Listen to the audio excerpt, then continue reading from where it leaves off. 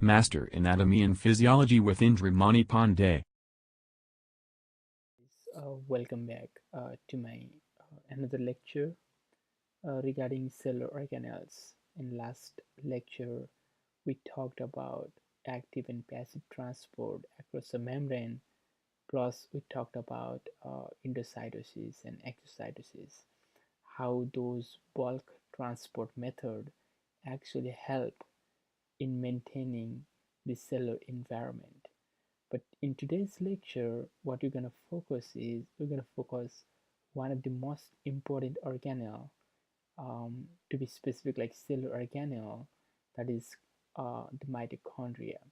We'll focus on chloroplast, and we're going to talk about endoplasmic reticulums and Golgi apparatus in other lectures. But today's main target is to talk about the main idea of mitochondria, the structure, how actually it functions. Okay, so that's how we're gonna start today. So let me give you an overview regarding the structure of the mitochondria. As you can see here, the mitochondria is actually a rod-shaped structure, as you can see from here. Okay, and this rod-shaped structure actually have a double membrane. So the outer membrane and the inner membrane. As you can see, the outer membrane is very smooth. The outer membrane is very smooth, as you can see here, right? This is very smooth. But if you see this inner membrane, that is kind of like folded, right? And it is kind of like you can see some kind of projections on them, right? So finger like projections on the inner membrane structure. But if you closely look the structure, as you can see here, like let's say this is kind of structure, you can have a structure like this. Okay, so like these are the finger projections kind of structure, and in between this outer membrane and the inner membrane there is a space here. Okay, as you can see space here in the red line, that is called as a intermembrane space. Okay, that's called the intermembrane space. And keep in mind that each layer, the outer and the inner layer, has phospholipid bilayer. Okay, so those have what? Phospholipid bilayer with hydrophilic head group and the hydrophobic, the tail region. As you can see here, these are the hydrophobic in nature. They don't like any type of water there. And the hydrophilic, they love water, right? As you know that we talked about during the transport mechanism across the membrane. Now, what I want to grab your attention toward is, if you look this folded structure, why do you think it is very important for mitochondria to have this kind of structure? Because if you have more folded structure, that means you have a greater surface area. So that greater surface area will allow different reactions to occur. Like we're going to talk about reactions like Krebs cycle, like cellular respiration reactions, right? And we're going to talk about reactions during the electron transport chain. So these things basically going to give you or provide you the general idea why this fold structure is so much important for mitochondria to have. So that's what we're looking for here. And as you can see on the folded structure, you actually cannot see here, but what actually it looks like is basically it's gonna have like this kind of structure. Okay, it's gonna have this head group, and it's gonna have pedicel or stalk, um, which is stalk, right? And this is a head group, and this is a base, right? And this is also called a oxysome. Basically in this structure, in this projection, we call them as a crystal, or in plural we call them as a cristae. You're gonna see those structure like bulging like this way. Okay, so head group, pedicel or stalk, and the base. You can see, is I zoomed out here, you can see that structure. It will definitely gonna look like this one, okay? And this is also called as oxysome or ATP synthase. Okay, this is very important during ATP synthesis. So how actually this works, I'll explain in more detail, okay, in few moments. Before I move on to this structure, what I want to mention you is in the mitochondria, okay, it has its own ribosome, okay, and it has its own DNA, which is often known as mitochondrial DNA, mtDNA. So this mitochondrial DNA is uh, one of the important um, in hereditary scenario. Okay, so why I want to mention this thing, because this mitochondrial DNA is appeared to be primarily inherited, okay, through the maternal lineage. For example, if your mother has some kind of like DNA, mitochondrial DNA, and her daughter gonna have same DNA, and son gonna have like same DNA, so you can find the lineages, right? But remember that from son to their children, it's not gonna go. It's gonna stop at son, but from daughter to their daughter or son, it's gonna go. So it is only on the uh, maternal lineages, not on the paternal. It can go into son, but it will stop there. It will not get transferred to his offsprings. Okay, that's how it works. And you can see some kind of granules also present in the matrix of the mitochondria. This matrix is basically composed of different granules and ribosomes and its own circular DNA, which is very small circular DNA. And what you can see is this matrix also going to have different proteins, and those proteins going to be very essential during the cellular respiration and during the production of the ATP, because we need proteins all the time to do different cellular work. Okay, so that's how it works. And this is the general structure what you just see in the mitochondria. This is very simple structure, but what I want to give you one more information is the size of the mitochondria may vary, and we know that the mitochondria and the endosymbiotic relationship, but I don't want to mention this one now because I'm going to talk first about chloroplast, then I'm going to talk about endosymbiosis, how these mitochondria are evolved, how chloroplasts are evolved kind of scenario, okay?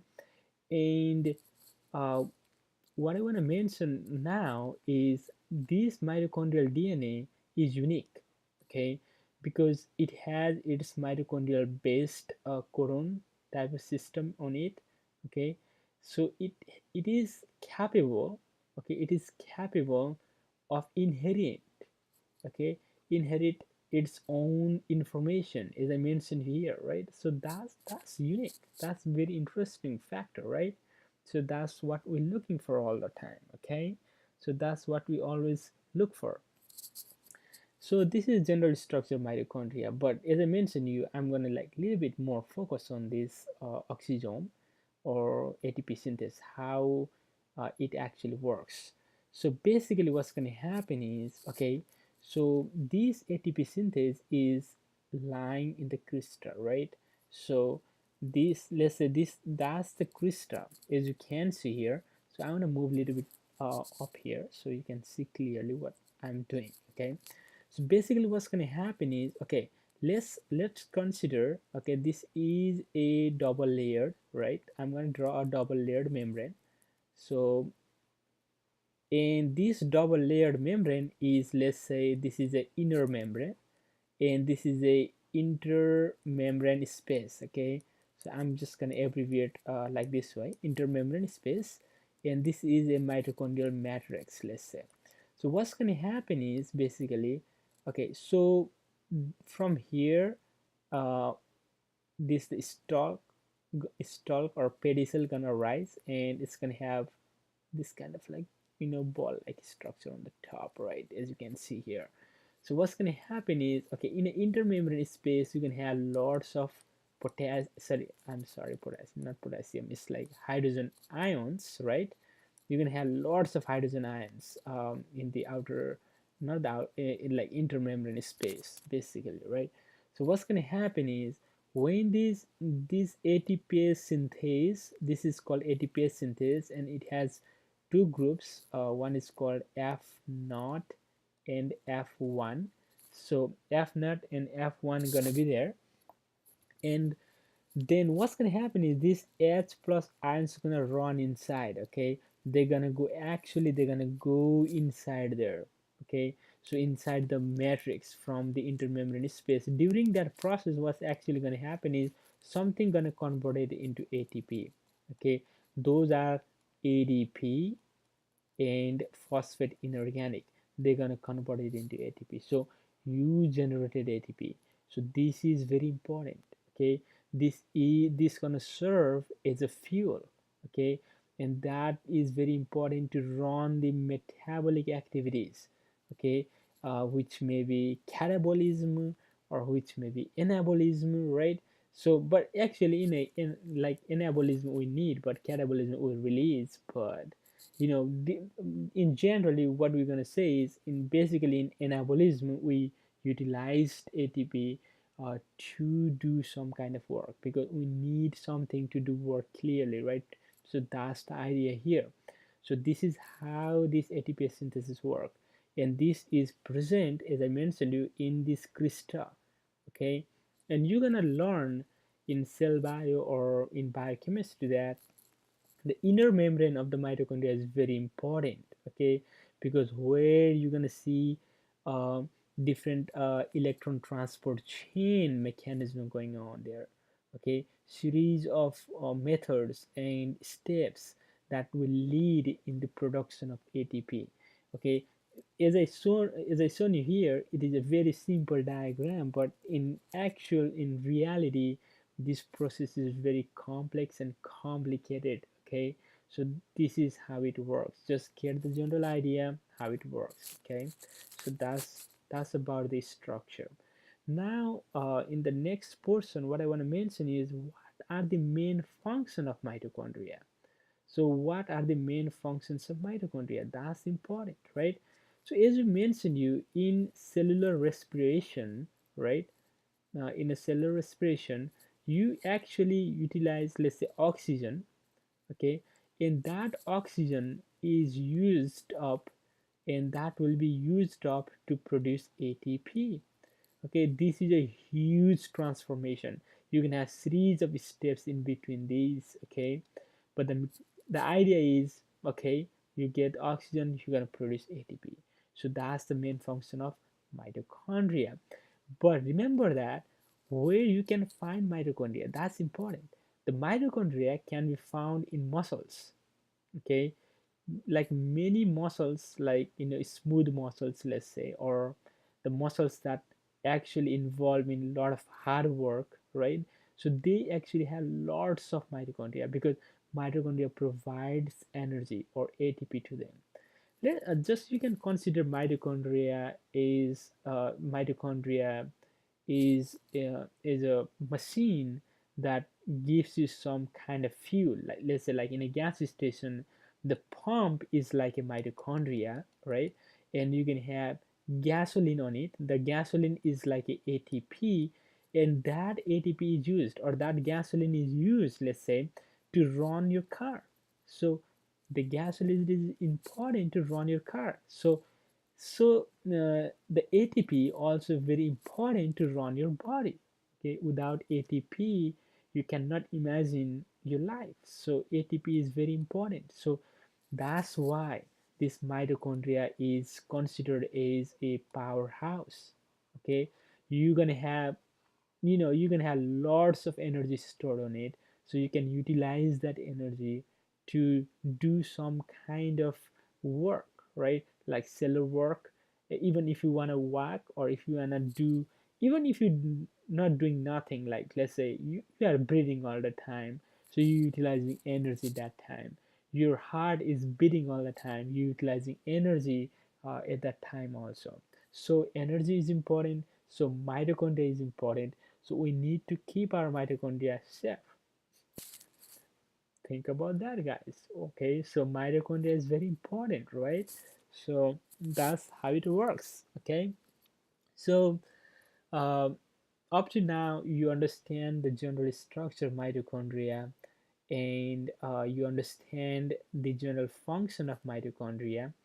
Um, and at the last moment, what I want to mention is it does not only help in this ATP production, but in some cases, it helps in calcium balance. Calcium concentration uh, will be balanced by mitochondria, and it is done by working with endoplasmic reticulum. Okay, that's a different scenario, but just get the idea. It is a powerhouse of the cell, and it provides energy to the body.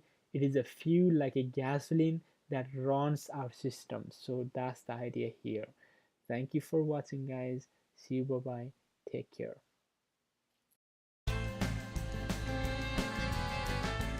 Please subscribe to see more videos regarding anatomy and physiology.